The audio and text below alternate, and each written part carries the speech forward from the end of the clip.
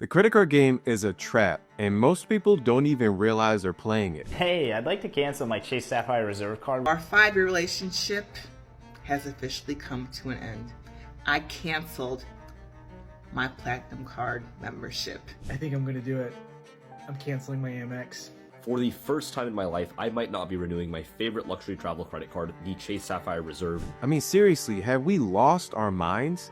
Chase just raised their annual fee on their Sapphire Reserve card, and Amex is reportedly gearing up for a full revamp of the Platinum card that could push the fee all the way up to $1,000. That's a rent payment. So coming up, you'll see how one person got absolutely nothing out of their fancy travel card when it actually came time to catch a flight out of San Francisco, how almost 50% of people are fooling themselves into thinking that they're beating the credit card game, and how Chase pulled off the ultimate trick, getting users to leave over $33 billion in rewards on the table.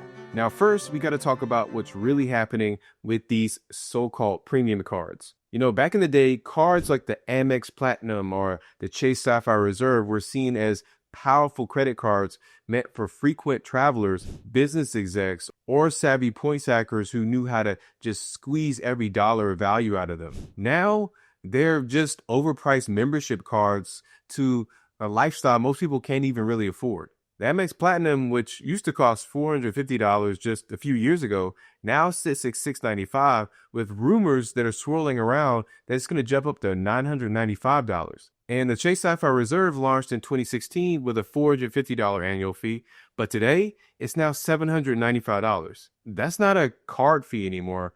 That's like a BMW car payment every month. But here's where it gets really wild. Across the whole industry, premium credit card fee revenue has more than doubled from $3 billion in 2015 to $6.4 billion in 2022. So it's even higher than that now. It's been years since 2022. So why are people still paying these high fees? I think it's because credit card companies got smart, really smart. They stopped selling you a card and then they started selling you a lifestyle. You know, a feeling, a mood, a membership. These cards are marketed like a VIP pass to a better version of yourself. One who lounges in airports, skips security lines, and eats at these rooftop bars with views of the skyline, and people that take Uber black SUVs to Equinox workouts. It's much less about whether the perks make financial sense for you specifically, and more about whether the packaging makes you feel successful. But here's the trap. Most people don't live that lifestyle. You're not flying twice a month. You're not staying at 5-star hotels. And you're not living in a city with a Centurion lounge or taking enough Ubers to max out at $200 in credits. And listen, that's okay. But you're still footing the bill because the brand made you feel like you should. These cards have quietly turned into lifestyle subscriptions, just like Netflix or Spotify, but with higher price tags and a heavier dose of identity wrapped around it. And unlike Netflix, you don't even realize half the time what you're actually paying for or whether you're actually using it. It's not just about access anymore. It's about the illusion of status. And that illusion, it's costing people billions of dollars every year. And this is where things get sneaky. So once you have the card, the perks start kind of reshaping your decisions.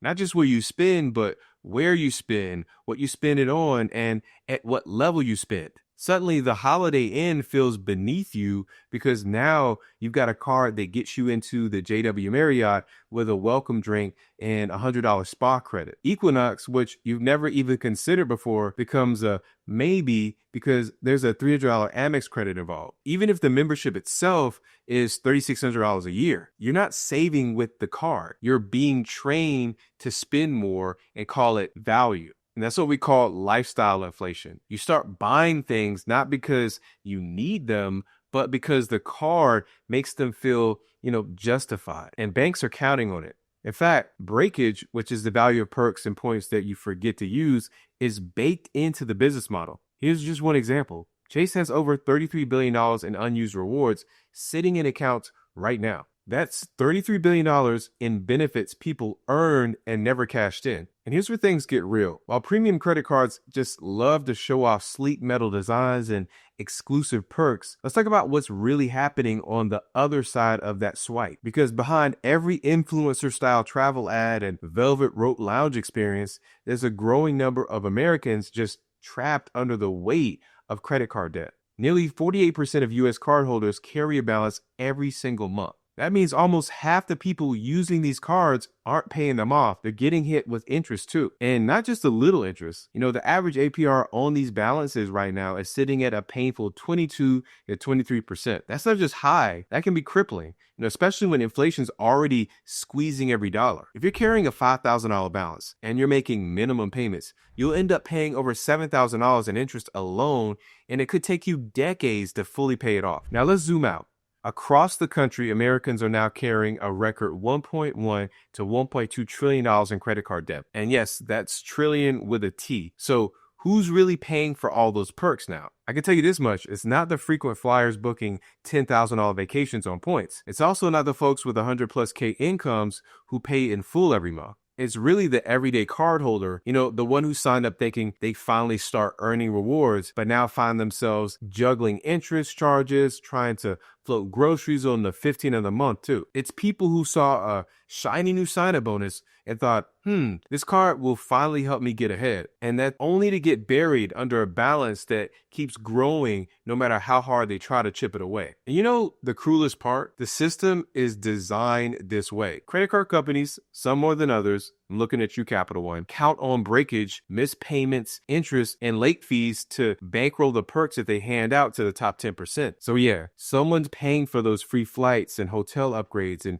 Centurion cocktails. And most of the time, it's the people who never even got to take the trip. Now let's talk about what it really costs to chase the illusion of perks. If you're carrying a balance, and almost half Americans are, you're likely paying around 22% interest. And that actually works out to an average of $152 a month in interest just for keeping that balance around. Now just think about that for a second. You're getting $15 in Uber credits, but paying $152 in interest. That math just doesn't add up. And the longer you carry that balance, the more you delay real financial goals, like a home, an emergency fund, even just peace of mind.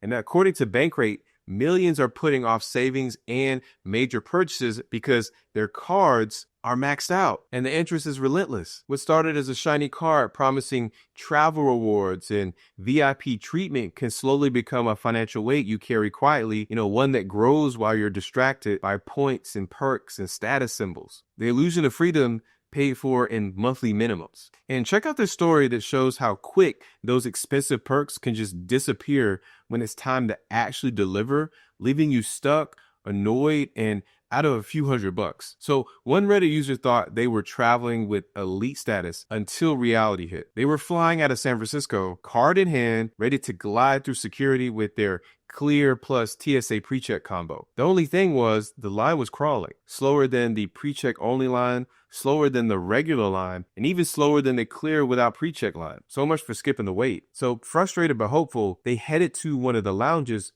After all, their card included Priority Pass. But not one, not two, but 4 lounges turned them away, not accepting Priority Pass members at this time. So still trying to make the most out of it, they called an Uber only to realize their fare was way more expensive. And the likely reason was that their Uber credit benefit was quietly working against them by restricting fare flexibility. So in the end, they had to ask their girlfriend to order the ride for them. And to top it all off, they tried to upgrade their flight using points, but no availability. All the perks, but none of the value. They ended up saying the $200 Clear credit was trash, the $100 Global Entry credit was trash, their $469 Priority Pass was trash, $240 Uber credit was trash. They went on to say, there goes $1,000 in supposed value I'm supposed to be getting for my credit cards, LOL.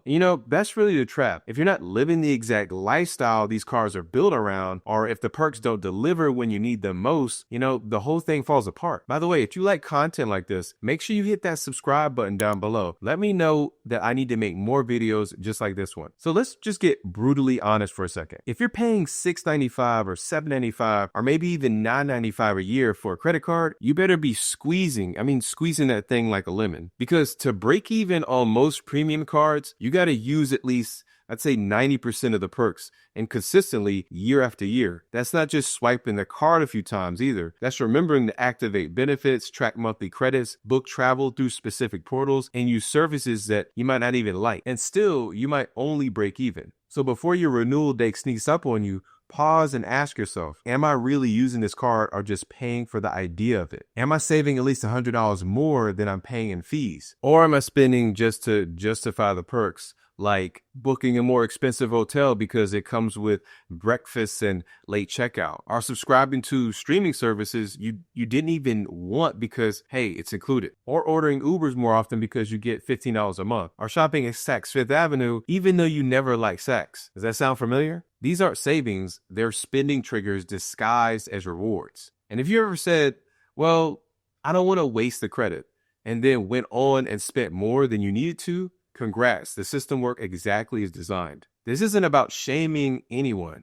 We've all been there. But we need to stop losing our minds over these rewards and take back control. So I want you to do this instead. If you're not living that high travel, Uber every week lifestyle, here's the truth. You don't need a status card to build wealth. You don't need a metal card to be respected. And you definitely don't need to pay $700+ a year to prove you're doing well. So here's what actually is going to work for most people. A no annual fee cashback card that puts real money back in your pocket, like the SoFi credit card, which offers 2% cash back or 2.1% back if you're using their banking products. You can also try a low interest card or 0% interest balance transfer card if you're carrying debt and trying to get ahead, like with the Wells Fargo Reflect card, which gives you up to 21 months of 0% intro APR on purchases and balance transfers. You can even use a simple no-frills rewards card that doesn't make you jump through hoops or spend more than you should just to unlock value. You can still earn points, you can still build credit, you can still travel and save and swipe like a grown adult without that financial gymnastics. Honestly, stepping away from the luxury card hype might be one of the smartest money moves you make this year. Because when your card is working for you and not on you, that's a real financial flex. And a lot of you don't have premium travel cards. You have a simple cashback card like the Quicksilver card from Capital One. But the problem with Capital One is that they're notorious for bucketing their credit card users and not allowing them to increase their credit limits for years. And here's the thing, I bet you didn't know that you can actually increase your capital and credit limit almost every time without a hard credit pull if you follow the steps I show you in the next video right here. And I'll even walk you through exactly how I filled out my capital and credit limit increase form to get 8 raises in the last few years. So definitely hit that next video to learn how I did it, and thank you for watching.